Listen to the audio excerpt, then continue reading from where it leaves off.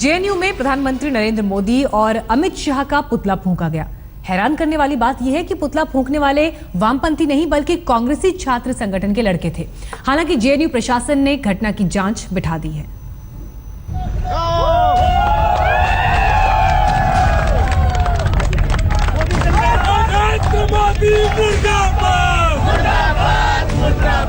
JNU में भी पुतला फूंका जा रहा है रावण का, लेकिन चेहरा उस इंसान का है जो देश का प्रधानमंत्री है।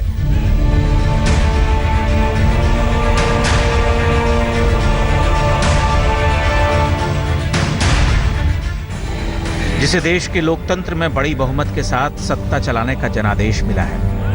ये जेएनयू की लोकतांत्रिक परंपरा है जहां देश के लोकतंत्र को ठेंगे पर रखा जाता है।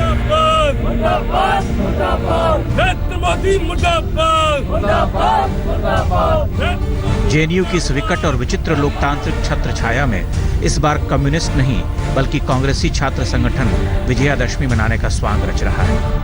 जिस तरीके से पिछले कई सालों से लगातार 2-3 सालों से माहौल बनाया जा रहा है, मोदी जी बोले हम विकास करेंगे, पर विकास गोरक्षकों का हो रहा है। जिस तरीके से मोदी जी प्रधानमंत्री होने के बावजूद बोलते हैं कि मुझे गोली मारो, मेरे दलित भाइयों का ना मारो।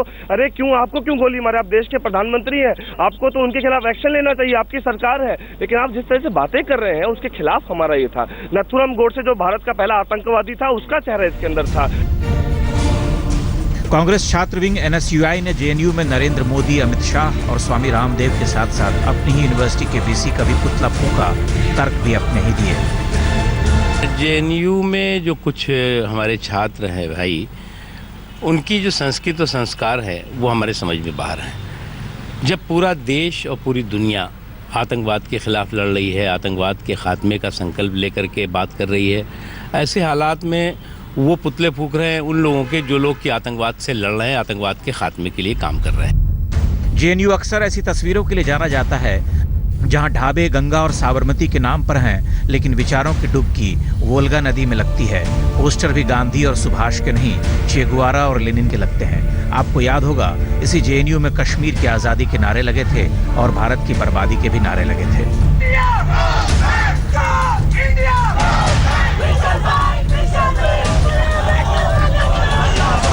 तब बड़ा बवाल हुआ था। सवाल भी उठे थे कि छात्र संघ के अध्यक्ष की मौजूदगी में वहां देश विरोधी तत्वों ने कैसे वो आयोजन किया। कन्हैया, अनिर्बान भट्टाचार्य और उमर खालिद की गिरफ्तारी भी हुई थी। एक तरह का उबाल था देश के माहौल में जब अदालत के भीतर वकीलों ने कन्हैया के साथ धक्का मुक्की भी की। जेएनयू में विरोध प्रदर्शनों का सिलसिला चलता रहा। महीनों के विरोध और नारेबाजियों के बाद जेएनयू ठंडा पड़ा। अभी पिछले दिनों वहां छात्र संघ के चुनाव में सभी पदों पर वामपंथियों का कब्जा हुआ। एबीवीपी और एनएसयूआई पीछे रह गई। क्या एनएसयूआई आईएसआई और एसएफआई के रास्ते पर चलकर जेएनयू में अपना रास्ता तलाश रही है? वरना लेफ्ट वालों से भी आगे जाकर अल्ट्रा लेफ्ट बनने की ये कोशिश क्यों करती है एनएसयूआई? हालांकि एनएसयूआई ने जेएनयू विंग को पुतला फूंकने पर कारण बताओ नोटिस जारी किया है। मौसमी सिंह और चिराग गोठी के साथ अशोक सिंघल, दिल्ली आज तक। जेएनयू एक बार फिर सुर्खियों में है। एनएसयूआई के एक नेता सनी धीमान ने दावा किया है कि जेएनयू कैंपस में पीएम मोदी को रावण की तरह दिखाकर उनका पुतला फूंका गया है। इस घटना का वीडियो भी सोशल मीडिया पर पोस्ट किया गया। दावा किया गया कि विजयदशमी की रात को जेएनयू कैंपस में पीएम का पुतला दहन हुआ।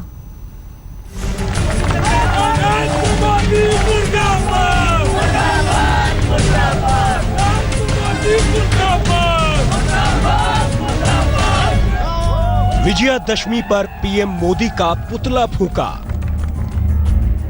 पीएम मोदी की तुलना रावण से की। बीजेपी नेताओं का रावण जैसा पुतला बनाया। विजयादशमी के मौके पर प्रधानमंत्री नरेंद्र मोदी का पुतला फूंका गया। जेएनयू में एनएसयूआई के नेता सनी धीमान ने सोशल मीडिया पर पोस्ट किया है। धीमान का दावा है कि ये वीडियो जेएनयू कैंपस का है और वीडियो में पीएम के अलावा बीजेपी समेत हिंदू संगठनों के नेताओं को रावण के पुतले की तरह दिखाया गया है। पीएम की तुलना रावण से की गई और उनका पुतला फूंककर नारेबाजी भी की।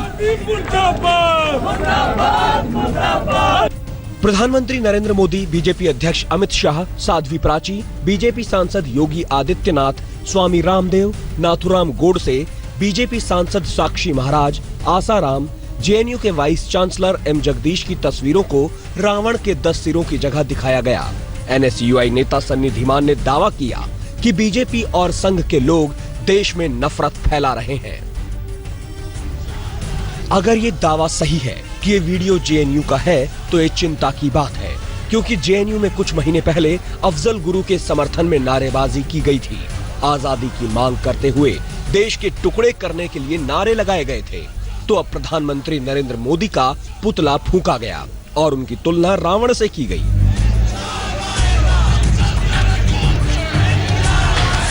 एनएसयूआई के नेताओं ने जवाहरलाल नेहरू विश्वविद्यालय में विजयादशमी के मौके पर पीएम का पुतला फूंकते हुए इसे अधर्म पर धर्म की विजय करार दिया।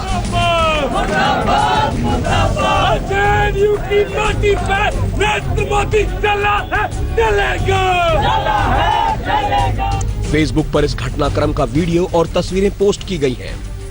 एनएसयूआई नेता अनिल मीणा और विकास चिकारा समेत कई छात्र नेताओं ने इसे शेयर किया है।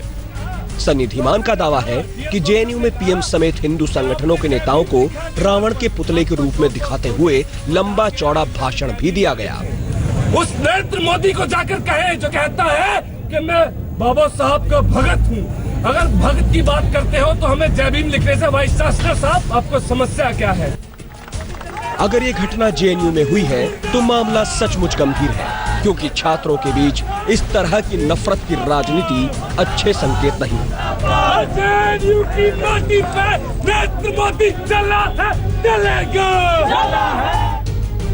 विजयादशमी पर पटना में भी सोनिया गांधी और राहुल गांधी समेत कई कांग्रेसियों का रावण का पुतला बनाया गया था।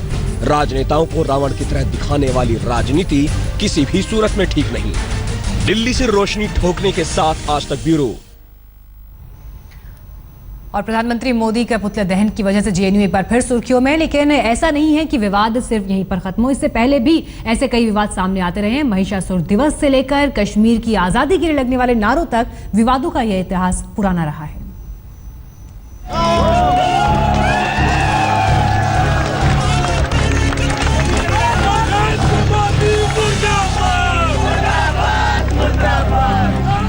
देश की कोई और यूनिवर्सिटी शायद इतनी चर्चा में रहती हो जितनी जेएनयू। देश के तथाकथित प्रगतिशीलों ने दशहरा मनाया तो प्रधानमंत्री सहित कई हस्तियों को रावण का रूप दे दिया। और फरवरी 2016 में भी एक ऐसा त्योहार मनाया था जिसमें भारत खंड खंड करने की ठान ली थी।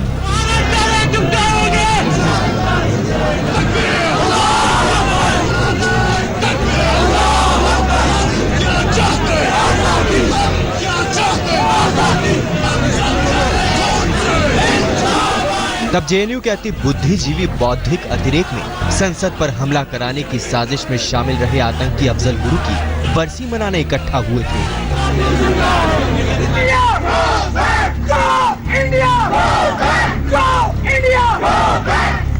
यहाँ गांधी और नेहरू की बरसी भले ना मनाई जाती हो, लेकिन अफजल जैसे आतंकियों की जरूर मनाई जाती रही है। बर्बादी तक जंग रहेगी, जंग रहेगी, भारत की बर्बादी तक जंग रहेगी, जंग रहेगी।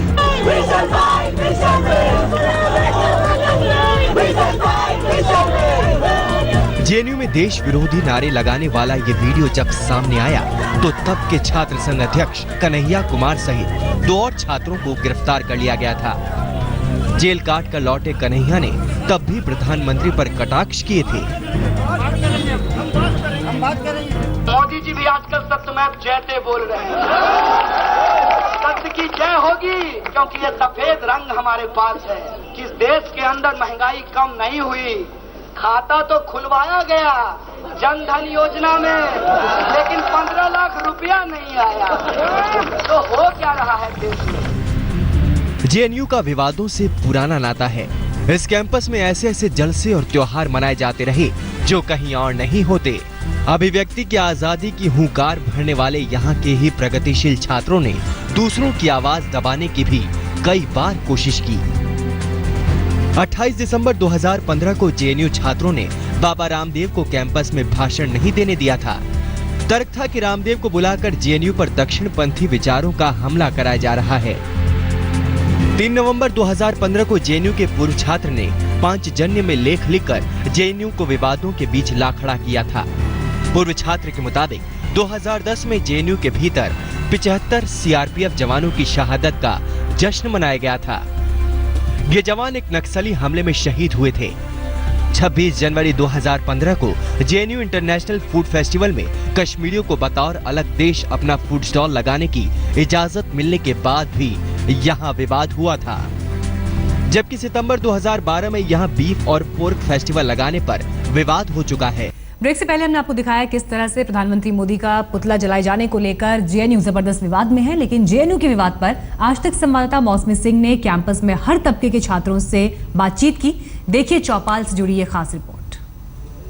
सुर्खियों में जेएनयू एक बार फिर से है और हमारे साथ एबीवीपी और एनएसयूआई के छात्र हैं। इस तरफ एबीवीपी के छात्र हैं और यहाँ पे एनएसयूआई के तमाम छात्र हैं। आइए इनसे क्रिया और प्रतिक्रिया लेते हैं। पहली बात, सनी, आपने जस्टिफाई किया है जो पुतला दहन हुआ, आपका क्या कहना है? आप एबीवीपी के अध्यक्ष हैं, आपका क्या कहना है? देखिए, विरोध करना गलत बात नहीं है, फिजी बर्निंग भी गलत बात नहीं है, लेकिन जिस तरह जिन्होंने टाइमिंग चूज किया विजयदशमी के दिन और जो सिंबल यूज किया रावण प्रधानमंत्री को बनाते हुए, वो जितनी निंदा किया जाए कम है। ये आज जब पूरा देश आतंकवाद के खिलाफ लड़ रहा है, भ्रष्टाचार के खिलाफ लड़ रहा है, तो ये आतंकवाद के खिलाफ नहीं, नरेंद्र मोदी का पुतला फूकेंगे। सर्जिकल स्ट्राइक नरेंद्र मोदी जी ने किया, उनके पॉलिटिकल विल की वजह से सेना ने किया, लेकिन उससे पूरा देश साथ में है।